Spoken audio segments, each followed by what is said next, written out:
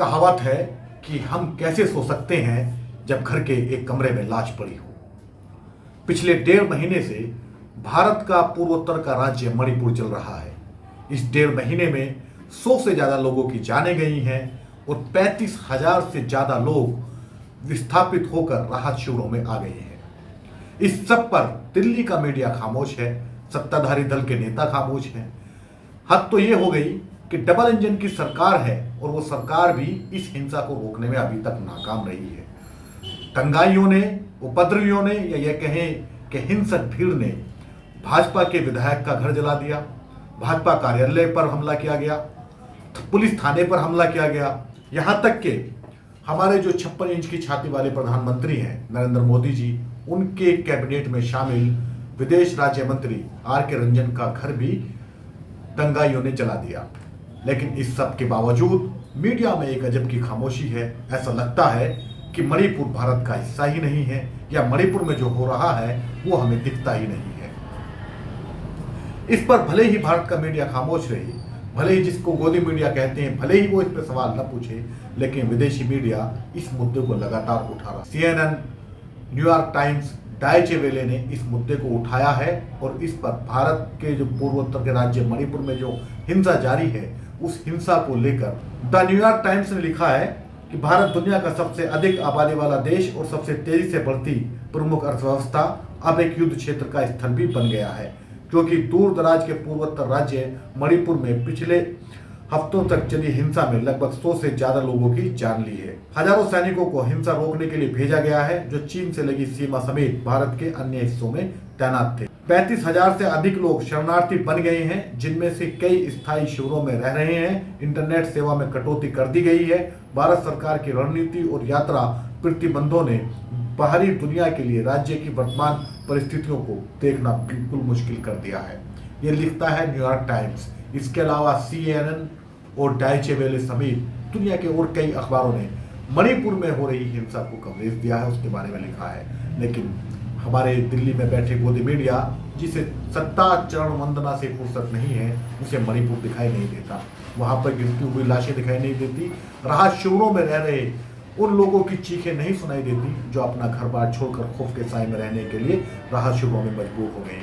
इसके अलावा केंद्रीय विदेश राज्य मंत्री आर.के. रंजन, ये वही शख्स हैं जिनका घर जलाया गया है। दंगाई भीड़ ने उनका घर जलाया है, तो उन्होंने ट्वीट किया। घर जलने के बाद जो उनकी प्रतिक्रिया थी, तो उन्होंने ट्वीट किया। ट्वीट में उन्होंने लिखा कि my own house has been burn down, that's my own sweet heart earn money, I am not corrupt, no one is corrupt in this resign, if this was something religious then I am a Hindu, the attackers were Hindu, so this is not religious, this is a mob. यानी केंद्रीय विदेश राज्य मंत्री की बेबसी आप देख सकते हैं।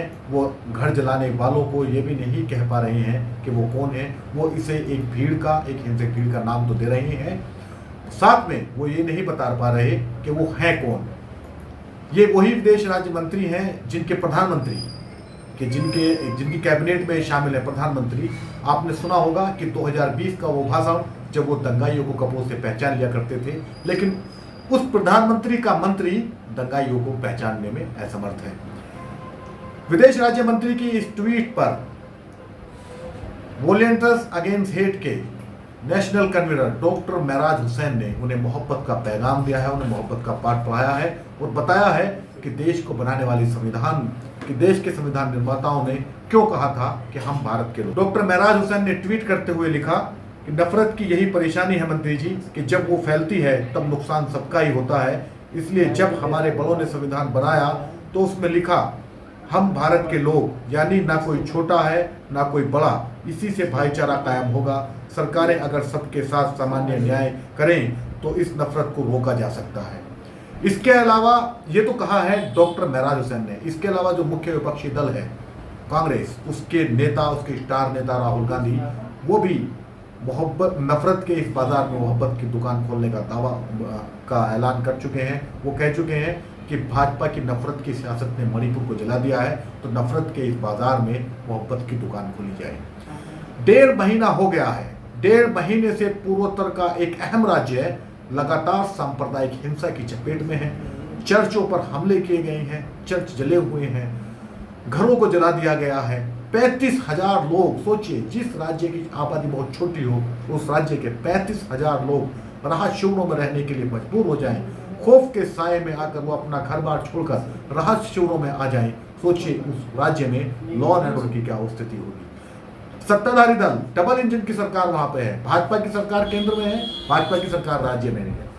सत्ताधारी दल के कई नेता ये कह चुके हैं कि राज्य में लॉ एंड ऑर्डर पूरी तरह से चरमरा गया है, फेल हो चुका है, लेकिन इसके बावजूद केंद्रीय गृह मंत्री इसको गंभीरता से लेने के लिए तैयार नहीं है।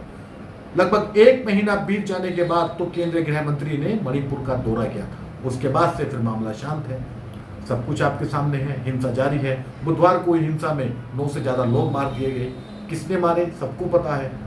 दंगाइयों के हौसले बुलंद हैं, लोग मर रहे हैं, मरने वाले लोग कहीं विदेशी नहीं हैं, घुसपैठिए नहीं हैं, इसी भारत के हैं, इसी भारत के नागरिक हैं, लेकिन उनकी परवाह कौन करता है? राहत शिविरों में रह रहे बच्चों की परवाह कौन करता है? सोचिए उन लोगों की दिमागी हालत क्या होगी जो अपना घर बार छोड़कर राहत शिविरों में आ गए हैं।